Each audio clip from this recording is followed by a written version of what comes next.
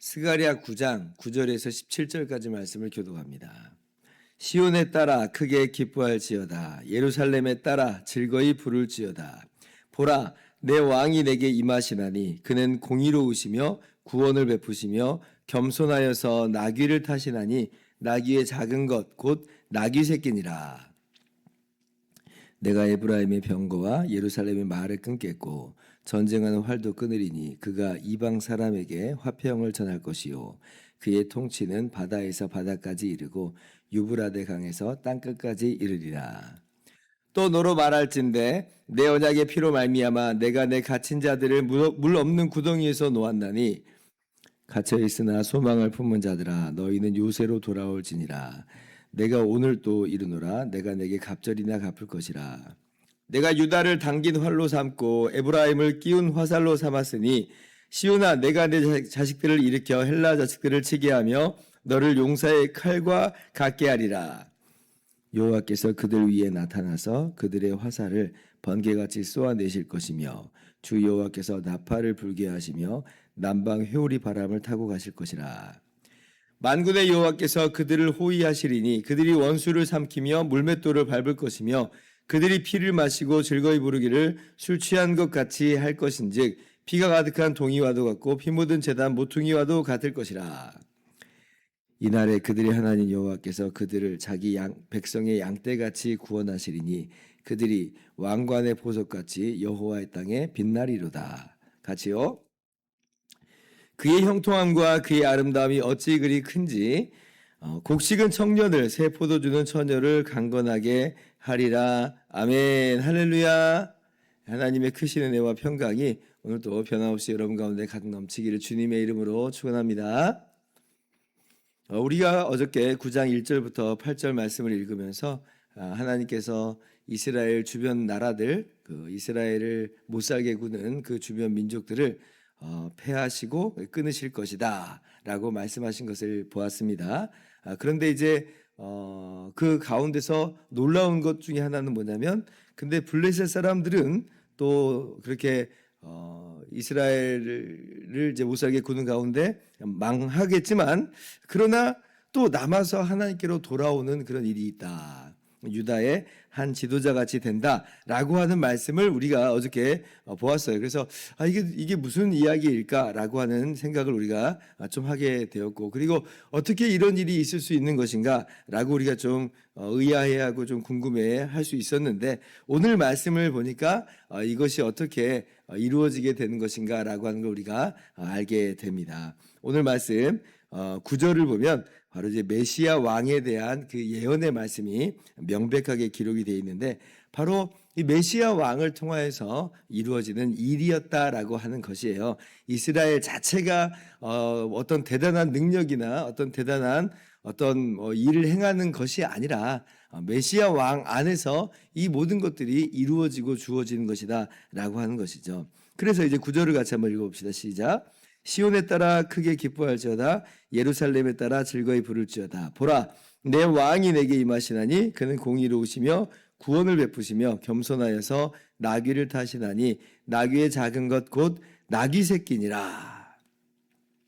자, 그래서 내 왕이 내게 임하시나니라고 하는 것으로 이제 이스라엘의 왕이 이제 등극하는 것을 우리가 보게 됩니다. 그런데 이 왕의 모습이 굉장히 좀 의아한 모습으로 나타나요. 왕이라고 한다면 아주 화려함과 아주 멋진 그런 모습 가운데서 개선장군처럼 이렇게 오실 거라고 이렇게 생각을 하는데 그런데 분명히 이분이 공의로우시고 구원을 베푸신 왕임에도 불구하고 겸손하여서 나귀를 타는데 심지어 나귀의 작은 것 그러니까 나귀 새끼까지 이렇게 타고 오신다라고 하는 것을 봅니다. 그래서 이분이 도대체 어떤 분인가 누군가라고 이렇게 생각을 이제 하게 되는데요. 그런데 우리가 신약 성경을 보니까 이 왕이 누구인지를 분명히 알게 되었죠. 누구예요? 그렇죠. 바로 우리 구주 예수 그리스도께서 바로 이 왕으로서 오셨다라고 하는 것을 우리가 성경에서 발견하게 되는 것입니다. 복음서를 보면 신약 성경의 복음서를 보면 하나같이 이렇게 보여주는 내용이 뭐예요? 예수님께서 이제 유월절을 앞두고 예루살렘으로 이제 들어오시는데 그때 예수님께서 나귀 새끼를 타고 예루살렘에 그렇게 들어가는 모습을 우리가 성경에서 봅니다. 그래서 이제 그 당시에 많은 사람들이 막 예수님을 환영하면서 손에 종려나무를 들고 또 바닥에 그 가지를 깔면서 호산나 찬송하리로다 주의 이름으로 오시는 이여 다윗의 이름으로 오시는 이여 가장 높은 곳에서 호산나 하면서 예수님을 막 열렬히 환영하는 그 장면 있잖아요. 그때 예수님께서 나귀 새끼를 타고 들어가시는 이 모습은 무엇을 의미하는 거냐? 바로 내가 스가랴 9장 9절에서 예고했던 그 메시아 왕이다라고 하는 것을 예수님께서 그렇게 명백하게 보여주시는 것입니다. 여러분 그 예언의 성취다라고 할 때는 이건 두 종류로 좀 구분해서 살펴볼 수가 있는데요. 하나는 어떤 사인, 어떤 증거로서의 성취가 있어요. 이건 뭐 예언의 성취를 내가 일부러 의도하겠다 그렇게 해서 내가 바로 그 예언된 사람이다라고 말하는 그런 내용이라기보다는 이건 그냥 그렇게 되는 겁니다. 그렇게 이루어져 버리는 거예요. 의도하지 않은 것이지만 보니까 그렇게 된 거죠. 예를 들면 메시아가 미가서 5장 2절 보면 베들레헴에서 태어나신다, 오신다 이제 그러잖아요. 그런데 이제 예수님께서 정말 보니까 어디서 태어나셨어요? 베들레헴에서 태어나신 겁니다. 아기로서 예수님께서 뭐 그걸 찾아다니면서 그렇게 의도하신 건 아닙니다만은 태어났는데 베들레헴이에요. 그러니까 이런 걸 보면은 어떤 의도성이라기보다는 이제 이분이 이제 메시아가 분명하다라고 하는 걸 밝히 드러내 보여주는 거죠. 처녀가 잉태하여 아들을 낳을 것이다. 이사야 7장 14절의 예언이잖아요. 근데 예수님께서 딱 보시니까 처녀에게서 동정녀 마리아에게서 나셨어요. 그러니까 이런 것들은 의도함이 아니에요. 그러나 그렇게 된 것을 볼 때 이것은 분명히 메시아로서 오신 것이 분명하다라고 확신할 수가 있는 겁니다. 그런데 그러한 어떤 사인, 증거로서의 성취와 더불어서 어떤 이 성취가 있냐면 설명을 하고자 하는 그런 내용을 더한 이 성취의 내용이 있습니다. 이건 뭐냐면 이 예언의 성취를 일부러 예수님께서 의도하신 것들이 있어요. 그러니까 이렇게 행하시는 것으로 물론 내가 구약에서 약속한 그 메시아다라고 하는 것을 증거하는 그런 내용이기도 하지만 그런데 의도적으로 했다라고 하는 측면에서는 이것은 주님께서 설명을 하고자 하는 겁니다.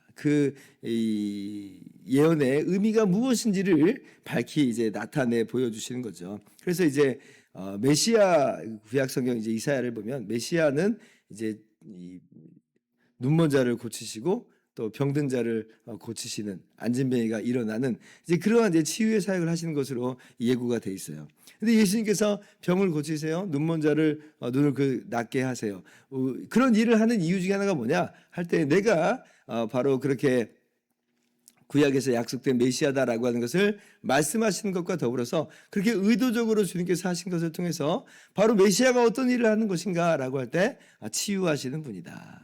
그러니까 궁극적으로 우리를 죄와 사망에서 영원한 지옥에서 형벌해서 치유하시는 하나님의 형상으로 회복하도록 치유하시는 분으로서 말씀하시는 것이고 그리고 정말 그러한 이 치유의 모습을 그 사역 가운데서 의도적으로 나타내어 보여주신 것이죠. 오늘 말씀도 마찬가지라고 하는 거예요. 예수님께서 나귀 새끼를 어쩌다 보니까 탔고 알고 보니까 그것이 구약에 예언되어 있더라 이런 내용은 아니죠. 예수님께서 의도적으로 나귀 새끼를 타고 오십니다. 주님이 의도적으로 나귀 새끼를 타신 거예요. 그 제자들에게 가서 나귀 새끼를 가지고 오너라 이렇게까지 말씀을 하셨잖아요. 그럼 왜 이렇게 하셨는가라고 할 때에 바로 이것을 통해서 예수님께서 스가랴 9장에서 그 예고했던 메시아가 나다라고 말씀하시는 그런 내용도 있지만 그런데 주님께서 특별히 그렇게 하시는 이유는 뭐냐면 바로 그렇게 오는 메시아가 어떤 사역을 감당하는지를 그 사건을 통해서 보여주고자 하시는 거예요. 아까도 말씀드렸다시피 왕은 정말 화려하게 멋지게 개선장군처럼 와야 되는 것이 바로 왕의 입장, 왕의 개선이라고 할 것인데 그런데 예수님이 왜 왕이신데 나귀를 타고 오십니까? 왠가요? 이것은 예수님의 사역을 우리 가운데 보여주시기 위함이에요. 즉 예수님께서는 정복자로서 우리가 생각하는 것처럼 어떤 정복자로서 오신 것이 아니요. 도리어 이 땅에 오셨을 때는 종으로 오시는 것이고 섬기는 자로 오셨다. 인자가 온 것은 섬김을 받으려 함이 아니라 섬기려 하고 도리어 많은 사람을 위하여 자기 목숨을 많은 사람의 대속물로 주려 함이니라 라고 하신 것처럼 주님은 종으로서 섬기는 자로서 오셨다는 것이고 그로 말미암아 그렇게 십자가에서 죽으심으로 인해서 참으로 우리를 구원해내시는 진정한 왕이시다라고 하는 거예요. 그래서 그러한 주님의 그 십자가 대속으로 말미암아 우리가 정말 구원함을 받았고 유대인들만 그 구원에 그렇게 참여하게 된 것이 아니라 주님의 십자가의 피는 차별 없이 모든 이방인들에게 흘러넘침으로 말미암아 이방인이라 할지라도 누구든지 예수님을 주와 구주로 믿으면 바로 그가 하나님의 백성이 되는 것임을 우리가 신약 성경에서 보았죠. 그래서 이스라엘을 지금 괴롭혀왔던 주변 민족들이 다 망하고 블레셋조차도 망했는데 근데 그 블레셋이 또 그렇게 하나님의 백성같이 된다라고 하는 바로 이유는 바로 이런 내용이에요. 바로 우리의 이야기인 거죠. 예수님을 여전히 주와 구주로 모시지 않는 그 사람은 자기 죄값대로 심판을 받을 것입니다. 우리 주님께서는 또 장차 재림하실 것인데 그때는 분명히 주님께서는 심판주로 오셔서 행위대로 다 갚으실 것이에요. 그러나 그 예수님께 입맞추는 사람, 그 예수님을 주와 구주로 믿는 사람은 이방인이라 할지라도 그러나 구원을 받게 되는 놀라운 역사가 있게 되는 것이죠. 오늘 성경이 우리 가운데 그것을 분명히 앞서서 똑똑하게 500년 전에 보여주고 계신다라고 하는 겁니다. 그래서 우리가 그런 은혜를 받아서 하나님의 백성이 되었다는 것, 메시아이신 우리 주님의 백성이 되었다는 것을 기억하면서 오늘도 감사와 찬양을 드렸으면 좋겠어요. 10절 말씀, 내가 에브라임의 병거와 예루살렘의 말을 끊겠고 전쟁하는 활도 끊으리니 그가 이방 사람에게 화평을 전할 것이요 그의 통치는 바다에서 바다까지 이르고 유브라데 강에서 땅끝까지 이르리라. 이방 사람에게 화평을 전할 것이다. 바로 우리가 이 은혜를 받았다라고 하는 거죠. 그러면 오늘 말씀을 우리가 우리 삶 가운데서 어떻게 또 구체적으로 적용을 할 수 있을까요? 우리가 그러한 거저 주신 그 구원의 은혜를 감사하고 찬양하는 것이 무엇보다도 우리 가운데서 가장 앞서서 우리가 적용하는 그런 내용이겠지만 특별히 오늘 말씀을 보면서 한 가지 더 마음 가운데 새길 것은 뭐냐면 우리 주님께서 이러한 겸손의 왕으로서 그리고 이 화평의 왕으로서 오신 것을 볼 때에 그렇게 구원받은 우리들이 어떠한 삶을 살아가야 되는지를 한번 생각을 해보아야 될 것입니다. 우리는 어떻게 살아가야 될 것인가?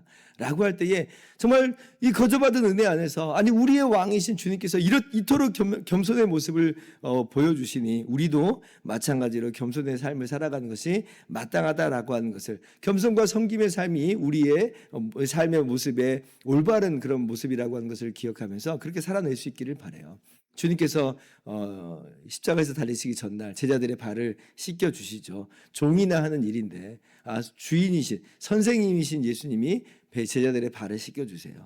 그렇게 우리를 사랑하시는 것을 보여주시는 거죠. 근데 주님께서 잊지 않고 덧붙이시는 말씀은 내가 선생으로서 주와 선생으로서 이런 일을 하였으니 너희로 하여금 본받게 하려 함이라. 너희도 이와 같이 하기 위해서 이렇게 한다라고 말씀하세요. 우리에게 원하시는 삶의 모습이 있다는 거죠. 그것은 바로 우리도 주님과 같이 이 은혜를 받은 사람으로서 겸손하게 또 섬기면서 다른 사람의 발을 씻겨주는 그런 삶을 살아가는 것이 마땅하다라고 하는 거죠. 오늘 그렇게 우리가 겸손과 섬김의 삶을 살기를 바랍니다. 평화의 삶을 살기를 바랍니다. 주님께서 이방 사람들에게 화평을 전하는 것과도 같이 우리가 우리 주변 사람들에게 정말 주님의 평화를 전하고 그렇게 나누는 사람이 되어야겠습니다. 화평케 하는 자는 복이 있나니 하나님의 아들이라 일컬음을 받을 것이다 말씀하시잖아요. 우리가 있는 곳이 갈등과 분쟁이 있는 곳이 아니라 우리가 주님의 그 복음 안에서 주님께서 그 주신 은혜 안에서 화평을 전하고 정말 그렇게 평화의 사도로서 살아갈 수 있기를 바라요. 특별히